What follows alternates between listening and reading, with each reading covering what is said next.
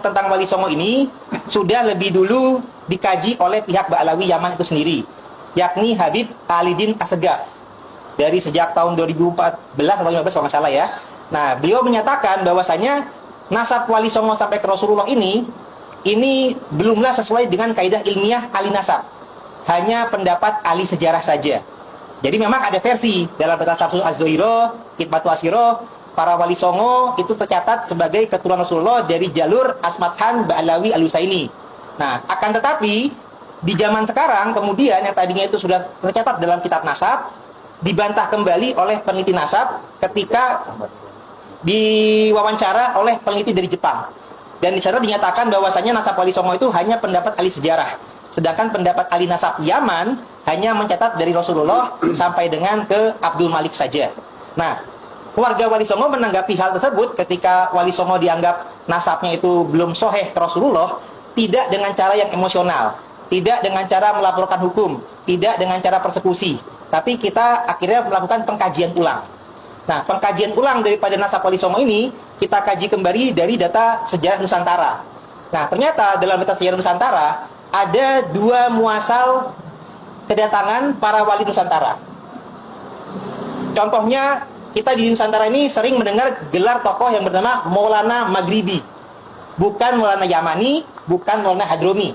Artinya, ini adalah seorang tokoh yang berasal dari Maghrib, Maroko, bukan dari Yaman.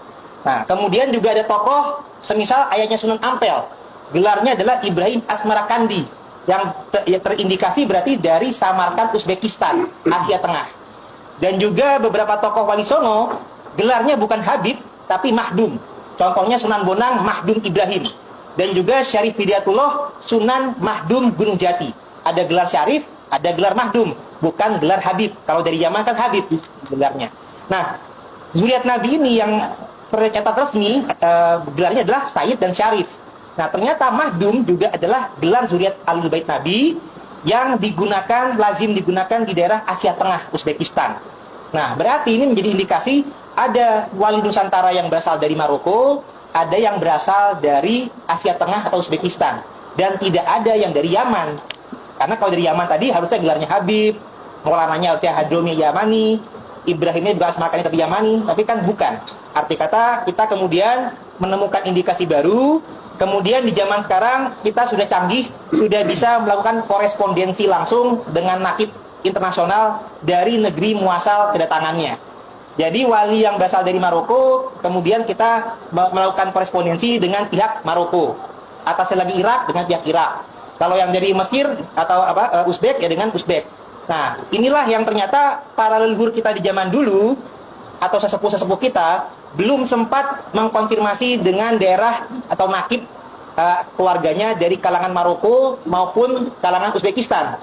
Karena apa? Karena di masa lalu itu komunikasi masih susah, untuk perjalanan juga masih susah, dan kemudian ternyata penjajah Belanda mendatangkan kaum Arab dari Yaman yang sama-sama punya riwayat keturunan Nabi, sehingga berinteraksinya dengan kalangan Yaman ini sendiri. Sehingga di masa lalu sempat ada distorsi dan karena saking husnuzonnya dengan pihak Yaman. Tapi data-data yang ini pun adalah minoritas. Jadi apabila ada fitnah di YouTube bahwasanya kajian kimat ini harus mengganti data-data di Katon, itu tidak benar. Kita sudah meneliti data manuskrip yang ada contoh tentang masalah versi Ba'alawi, itu hanya Carita Purwaka Carubanagari, Negara Kertabumi, Pustaka Raja Nusantara dengan data Palembang. Kurang lebih hanya itu. Yang lain-lainnya masih mencatat bukan dari versi Ba'alawi. Contoh, ada data serat Penengen, ada serat Sajarah Ratu Jogja, ada data serat-serat leluhur Ing Kadenurjan Jogja, ada Sajarah Banten, ada pula data asal-usul Kasultanan Cirebon, dan lain sebagainya. Bahkan data Madura juga banyak manuskrip-manuskrip lainnya yang mengindikasikan jalurnya bukan melalui Ubaidillah bin Ahmad Al-Muhajir. Sehingga kajian kimat ini tidaklah menyerang nasab keluarga Wali Songo, karena ternyata memang ada versi lain. Dan alhamdulillah, kemudian keluarga Wali Songo ini sudah melakukan dua hal yang penting, yakni adalah mendapatkan memperkuat sanad kesaksiannya dari isbat nakib internasional. Yang kedua juga berani melakukan tes YDNA. Nah, alhamdulillah dari dua hal ini, untuk jalur yang berasal dari Maroko Maghrib, ternyata jalurnya adalah dari jalur Al-Jailani Al-Hasani. Sehingga bila mana di Indonesia ini ramai ada Thariqah Qadiriyah, ada juga manaqib Syekh Abdul Qadir Al-Jailani, ini karena ternyata leluhur wali Nusantara memang ada kaitan erat dengan beliau-beliau. Dan juga untuk jalur Al-Husaini, alhamdulillah kita sudah mendapatkan juga isbat nasab dari nakib Irak, India, dan menyusul dari asosiasi Ahlul Bait yang diakui oleh PBB. Sehingga untuk masalah isbat nasab ini harus terklasifikasi secara internasional, bukan hanya organisasi skala lokal. Yang mohon maaf. Karena organisasi skala lokal itu artinya pengakuannya hanyalah secara sepihak saja. Hanya skala Jakarta saja, belum diakui oleh skala internasional. Nah, termasuk mungkin dari kajian Kiai Matiuddin Utsman, ini kan juga bagi yang mengetahui bahwasanya pendiri NU, pendiri Muhammadiyah kan keturunan Jumadil Kubro. Nah, Jumadil Kubro ini kan disangka ke jalur Ba'alawi. Maka dengan ini saya juga akan menginformasikan bahwasanya dari nakib internasional, yakni dari nakib Irak dan India, ini alhamdulillah sudah memberikan data yang dikomparasi dan dikolaborasi antara data Nusantara dengan data isbat nakib luar, sehingga per hari ini akan coba saya sampaikan nasab Jumadil Kubro yang sebenarnya, yang lebih mendekati kebenaran. Jadi bahwasanya sehingga dengan ini ke depannya perlu diketahui Kiai Hasyim Asy'ari, pendiri NU, Kiai Ahmad Dahlan, ini bukanlah keturunan Ba'alawi, tapi jalurnya adalah sebagaimana yang saya sebut dengan berikut ini. Jadi yang paling utama adalah gelar mahdum. Ini adalah indikasi bahwasanya memang sinkron asal muasal kedatangannya.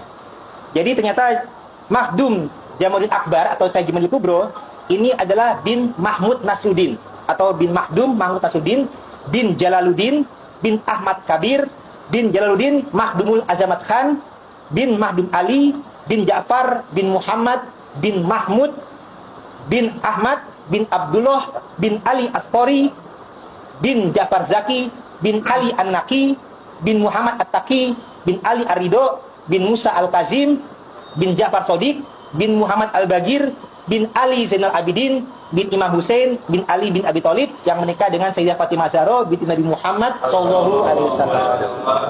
Jadi dengan ini insyaallah ke depannya bahwasanya jangan lagi menganggap kajian Kimat ini menyerang juga pendiri NU, Muhammadiyah dan keluarga Wali Songo lainnya, karena jalurnya berbeda. Dan ini juga selain dengan data dari nakib, kita juga menyesuaikan dengan kajian tes YDNA. Nah, tes YDNA ini yang dari Maroko tadi terbukti mengandung kode mutasi genetik jalur Hasani. Kalau yang dari Uzbek, jalur Husaini. Dan juga alhamdulillah ada sinkron dengan peta migrasi leluhur. Jadi dari tes YDNA itu ketahuan leluhur kita ini muasalnya dari mana. Nah, jadi bahwasanya Wali Songo itu leluhurnya itu berasal dari Hijaz Arab Saudi, pindah ke Irak Iran, pindah ke Asia Tengah Uzbekistan, pindah ke India Pakistan, baru ke Nusantara. Andai kata versi Asmat Khan Ba'alawi itu betul, semestinya dari Irak tadi pindah dulu ke Yaman di arah barat dayanya. Karena dalam riwayat versi tersebut 9 generasi ada di Yaman.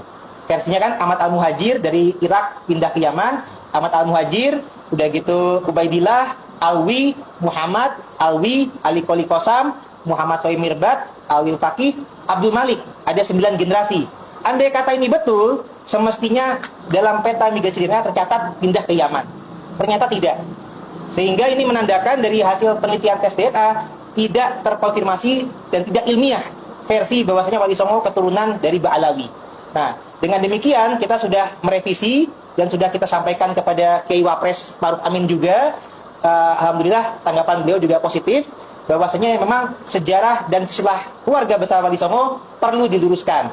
Tetapi insya Allah keluarga Wali Songo ini berbeda kebiasaannya dengan kalangan habaib. Insya Allah keluarga Wali Songo ini meneliti silsilah untuk sekedar menyambung silaturahim.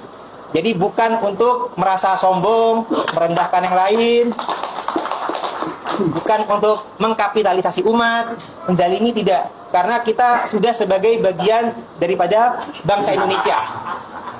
nasab kita ini semuanya juga sama-sama saudara, sesama turunan Nabi, Nabi ada.